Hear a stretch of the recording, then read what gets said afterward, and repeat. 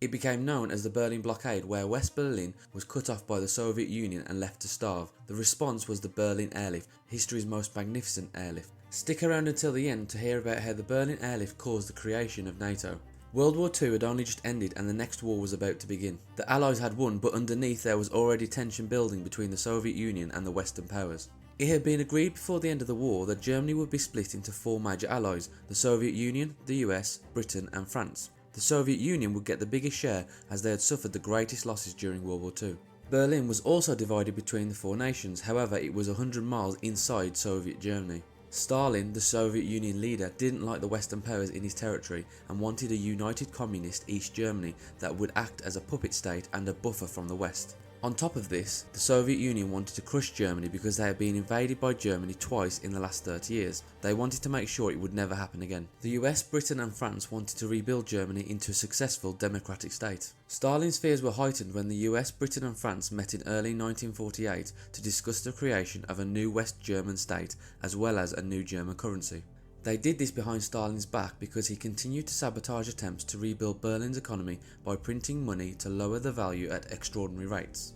Stalin saw this as an act of economic war and in response cut off all supplies to non-Soviet areas of Berlin. He blockaded the US, British and French occupied territories in Berlin. They cut off electricity, blocked roads and stopped all trains as they began the blockade of Berlin.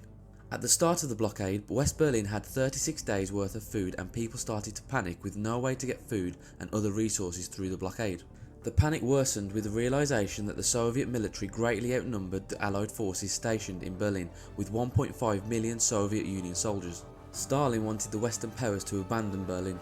The Western powers had a couple of options. The first was to do what Stalin wanted and withdraw forces from Berlin and hand it over to the Soviet Union.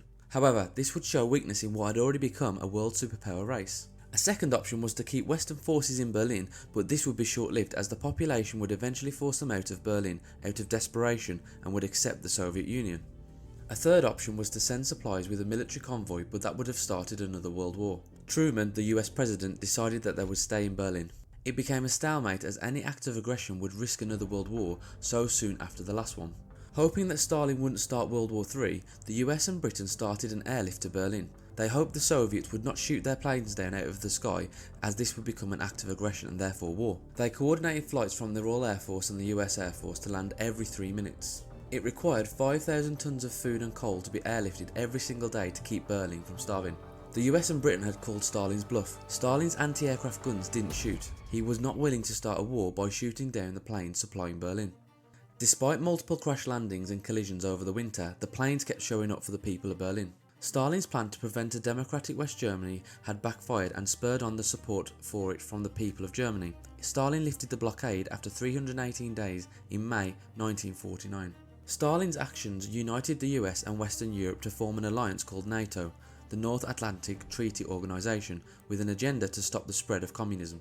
The Cold War had begun between NATO and the Soviet Union. Thank you for watching.